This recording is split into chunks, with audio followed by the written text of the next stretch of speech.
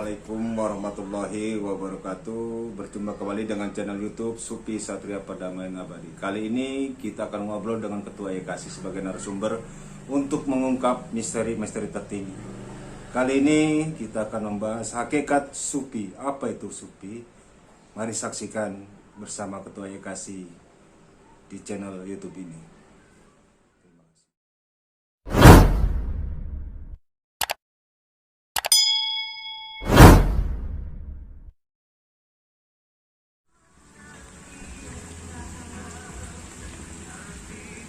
Assalamualaikum warahmatullahi wabarakatuh.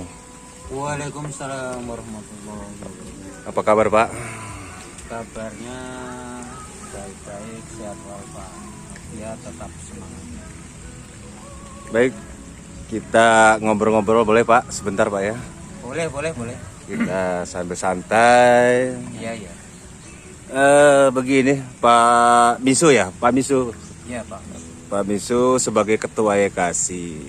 Kali ini saya ingin bertanya nih Pak. Iya, silakan. Saat ini yang berkembang mengenai Supi, mungkin di luar sana banyak versi menurut orang-orang Supi itu seperti apa.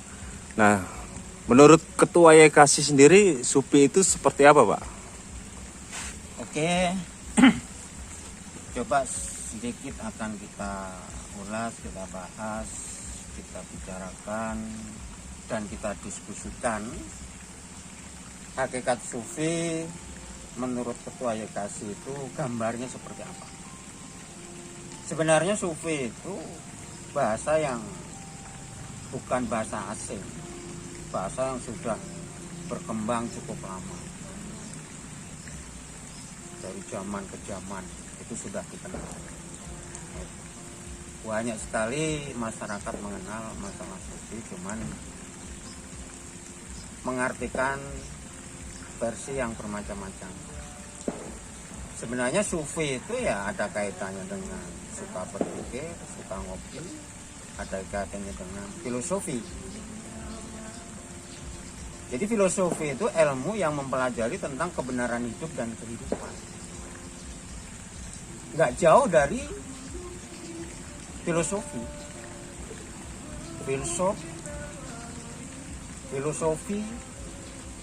suka ngopi, suka berpikir. Jadi kita mengartikan Sufi itu secara fleksibel, secara alami. Pada dasarnya manusia itu ya mau tidak mau, suka tidak suka, harus suka berpikir. Untuk membedakan manusia dengan binatang. Ya kalau manusia yang nggak mau berpikir, nggak suka berpikir, ya sebenarnya tidak layak disebut sebagai manusia. Hakikat manusia itu suka berpikir. Banyak hal di dunia ini yang harus kita pikirkan. Banyak sekali. Tanpa kita berpikir, tanpa kita menjadi Sufi, kita tidak akan pernah menemukan jati diri. Tidak akan pernah menemukan guru sejati. Guru yang nggak pernah jadi murid awal sampai akhir tetap sebagai guru dan maha. Dan guru itu akan mengajarkan ilmu lagi. Kodrat pasti, jati diri, filosofi. Kalau Ketua YKASI bukan itu. Hanya mukmin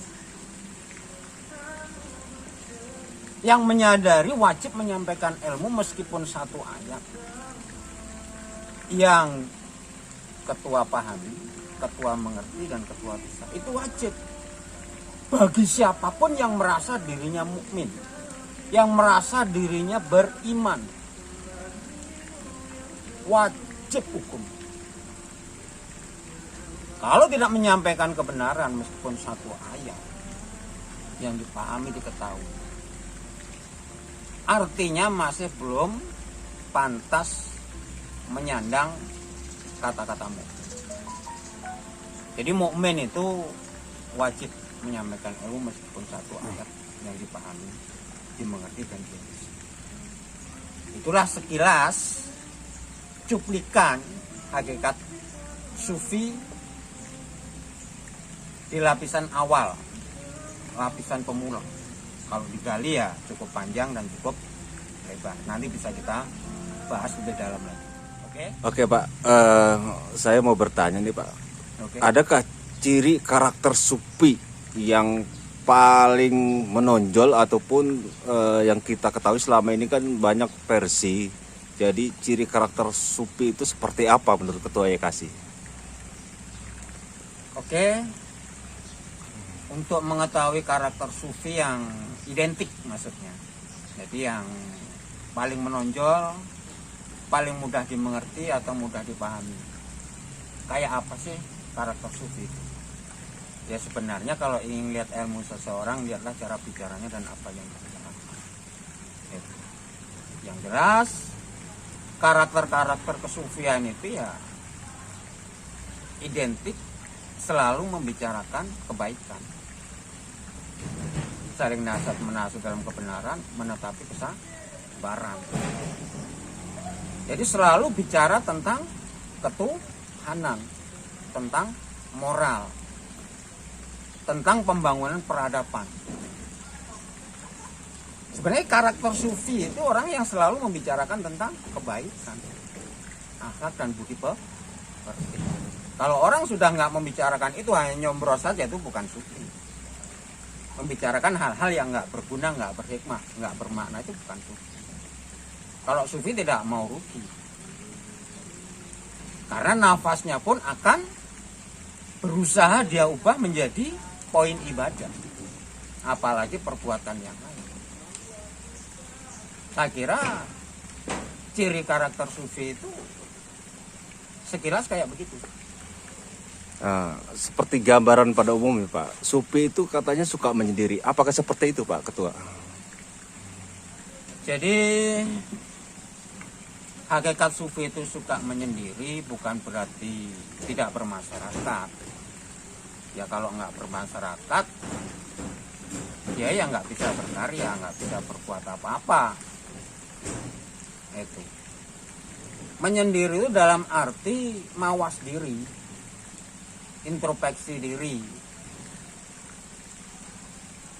seperti menyendiri saat tengah malam, suasana sunyi. Dia bercinta, berdialog langsung dengan alam, dengan Tuhan. Bukan menyendiri selama-lamanya di dalam gua, di hutan, bukan. Kalau dia menyendiri dalam gua selama-lamanya ya nggak berguna. Gimana mau berkarya mengubah peradaban masyarakat? Kalau di gua terus. Sufi yang sebenarnya perang besar, yaitu perang melawan kebodohan, ya harus terjun ke masyarakat. Bagaimana berdialog dengan masyarakat yang masih awam supaya menyadari, supaya mau berjuang menjadi manusia yang berpotensi, yang berguna. Kalau nggak bergaul dengan masyarakat ya itu namanya sufi salah kaprah namanya. Karena hakikat manusia ditakdirkan ke muka bumi ini untuk membangun peradaban. Dan medan perangnya masyarakat yang masih awam, yang dibelenggu oleh kebodohan.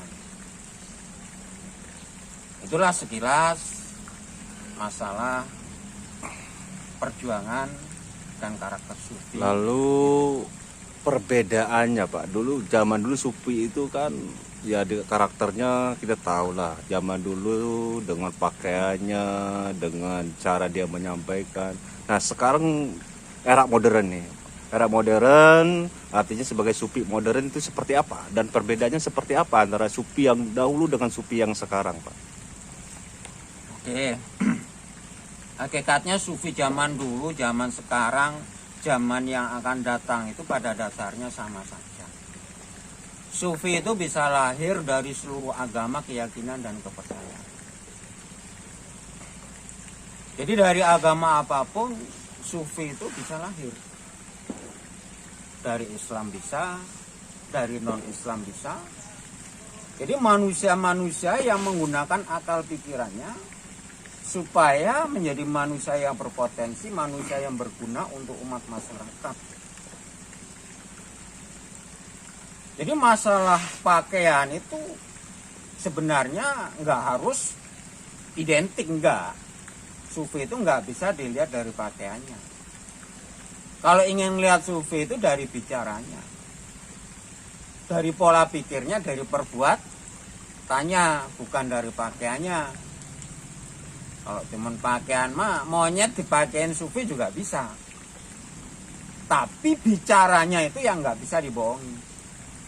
Pola pikirnya, pola perilakunya, budi pekertinya, itu akan menunjukkan dia sudah tingkat sufi atau masih mukmin biasa. Saya kira itu, mungkin ada lanjutan. Jadi secara garis besar intinya sufi itu bukan dilihat dari pakaiannya Pak, dilihat dari bicara dan perbuatannya. Lalu zaman sekarang ini kan Pak, ya kita tahu jarang sekali orang mau melakukan untuk menyampaikan seperti karakter sufi. Menurut Ketua YKASI, apa yang harus kita lakukan agar para sufi-sufi yang lain ini mau berbuat, mau melakukan sesuatu yang berguna dan berarti? Oke, apa yang harus kita lakukan untuk melahirkan, membangkitkan semangat juang saudara-saudara kita yang hidupnya masih pasif. Jadi kita harus mengikuti aturan sesuai dengan petunjuk Tuhan, menyambung silaturahmi aktif, saling nasihat menasihat dalam kebenaran, menatapi kesabaran. Dan di situ kita akan banyak hikmah-hikmah yang kita dapat di dalam perjuangan menyampaikan kebenaran tadi. Cuman kita harus tahu bagaimana cara menyampaikan kebenaran yang pas, yang tepat, tidak menimbulkan perdebatan lingkaran setan. Karena yang jadi persoalan sekarang ini, banyak orang saling nasihat menasihati, akhirnya terjadi perdebatan lingkaran setan, menang jadi arang, kalah jadi abu. Sampaikan kebenaran antara ayat tertulis dengan ayat tidak tertulis harus dipadukan dengan menguasai dua jurus ketauhidan. Jurus pertama, belajar jadi pendengar yang baik, artinya tahu kapan saat mendengarkan dan tahu kapan saat berbicara. Jurus kedua, belajar berjiwa besar, belajar ngalah untuk menang, belajar salah untuk benar, jangan melindungi kesalahan dan kebodohan diri sendiri. Inilah cara membangkitkan saudara-saudari kita supaya tergerak menjadi pejuang, menegakkan kebenaran dan keadilan sebagai khalifah di muka bumi, menjadi rahmatan lil alamin. Terus kita suarakan dengan menguasai dua jurus ketauhidan, perpaduan antara ayat tertulis dengan ayat tidak tertulis, tidak akan pernah terjadi perdebatan lingkaran setan. Justru kita akan terjadi perdebatan lingkaran Tuhan, menang jadi intan, kalah jadi berlian, dan menyelesaikan masalah tanpa masalah. Ini solusinya. Jadi seperti itu Pak ya. Kira-kira untuk masa sekarang ini sufi itu banyak di kalangan orang-orang yang notabene itu karakternya muslim Pak, itu kebanyakan gitu. Nah, bagaimana caranya untuk menghindari, karena kalau karakter satu golongan saja mungkin akan membawa perdebatan, akan membawa pertikaian juga ya, silih paham dan sebagainya. Nah, menurut Ketua YKASI harusnya seperti apa Pak untuk menyampaikannya itu? Saya bukan ustadz, bukan kiai. Saya hanya berusaha memahami filosofi. Pernah saya membaca, barang siapa yang bangga dengan golongannya masing-masing, sesungguhnya dia orang-orang yang sesat. Itu pernah saya membaca. Karena saya bukan ustadz, bukan kiai, saya kira tidak perlu saya menunjukkan itu surat, itu ayat, itu bukan karakter seorang filsuf. Yang penting tahu itu ada di mana. Nggak ada di kitab tertulis pun bisa dilihat di ayat yang tidak tertulis. Jadi semua justru ayat tertulis itu hanya 1%. Yang 99% itu ayat tidak tertulis. Bahkan ada kitab yang menyebutkan nikmatku bila kau tulis, lautan kau jadikan tinta. Seluruh pohon-pohonan di muka bumi ini kau jadikan pena. Kamu tulis akan kering belum selesai.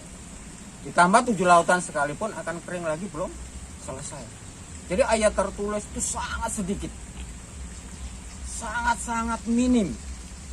Kalau manusia hanya terpaku di ayat tertulis, berarti tidak sesuai dengan petunjuk Tuhan. Masuklah kamu, contohnya di Islam, menjadi Islam dengan kafah, dengan utuh, jangan setengah-setengah. Kalau setengah-setengah akhirnya menimbulkan salah pahaman, salah kaprah, menjadi fitnah. Jadi sebenarnya sufi itu dari segala golongan. Nggak bisa dilihat dari satu sisi golongan. Siapapun mukmin dari seluruh agama, keyakinan, dan kepercayaan yang menegakkan kebenaran dan keadilan di muka bumi manapun di 5 benua ini, hakikatnya dialah orang-orang sufi, orang-orang yang suka berpikir, orang-orang yang memiliki peradaban tinggi. Itulah para pejuang Tuhan. Satu yang paling handal itu Tuhan. Musuhnya Tuhan itu hantu. Siapapun yang membuat kerusakan di muka bumi, membuat keonaran, kekacauan, yaitulah hantu musuhnya Tuhan. Saya kira itu. Baik Pak, terima kasih atas penjelasannya. Lain waktu kita sambung kembali Pak. Terima kasih atas informasi penjelasannya. Saya ucapkan Assalamualaikum warahmatullahi wabarakatuh. Waalaikumsalam.